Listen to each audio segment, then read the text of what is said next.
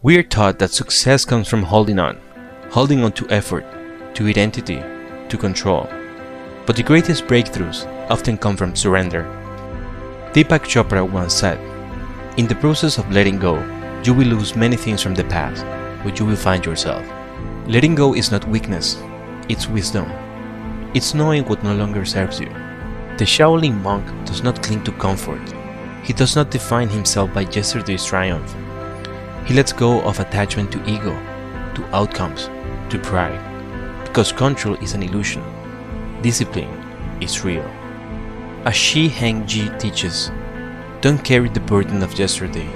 Every step is a new beginning. Because once the cup is empty, now it can be filled up again. What is it that might be the key that you learn to let go of something? And this letting go is of course going to be uncomfortable. Why? Because it is something that no one normally in this world already started to teach you. In our school systems, in no matter what system, you don't find the subject how to let go. You find the subject how to get more. And so that means in that moment when people are getting confronted the first time with this type of teachings, it's uncomfortable. Letting go allows motion. Motion creates mastery.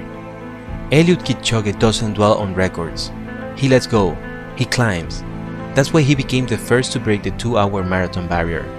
As Kipchoge puts it, "I believe every race is a branch. Once you run it, you move to the next. You don't stay there."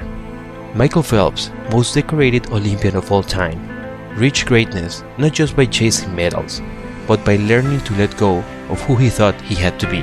He once shared, "I realize if I want to grow, I need to let go of everything weighing me down." Letting go isn't passive, it's powerful. It's a start of healing and rising. When I said I wanted to win 8 gold medals, basically half the people in the swimming world thought I was absolutely crazy and nobody could ever do something like that. But for me, I was somebody who believed in it and somebody who believed in the process of getting there. I knew it wasn't going to happen overnight, like I said before, but every little small thing that we did was a small stepping stone in order to even be able to have that chance and that opportunity to do what I did in 2008. So, when I say from 2002 to 2008 was basically trial and error. So for me, in 2002, that's really when I started amping up my event schedule, where I was swimming 4 to 5 individual events and having a couple relays at Pan Pacs, World Championships, major international competitions throughout that time frame. Because at that time, at the Olympic Games, that's that's where I think the real truth comes out. Because I think there are a lot of people who are very talented who can make it there. There are very few people who can deal with the pressure and the stress that happens when we're there.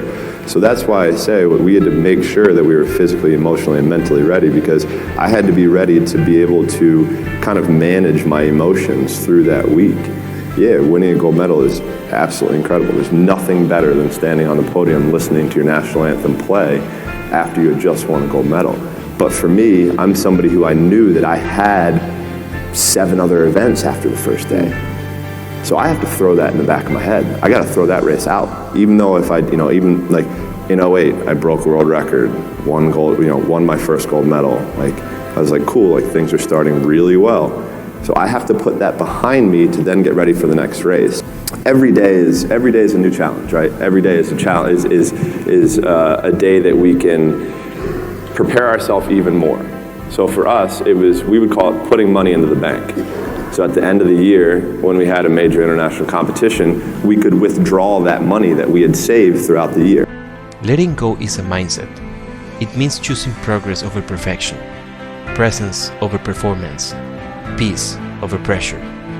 The best leaders, creators, and athletes learn to release, to forgive, to move, because the future cannot grow in the soil of what no longer belongs.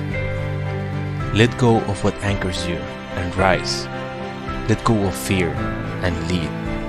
Let go of what was and become what is. Because letting go is not the end, it's the beginning. If this message resonated with you, share it with someone who needs to hear it. like, share, and subscribe. And remember, growth begins the moment you let go.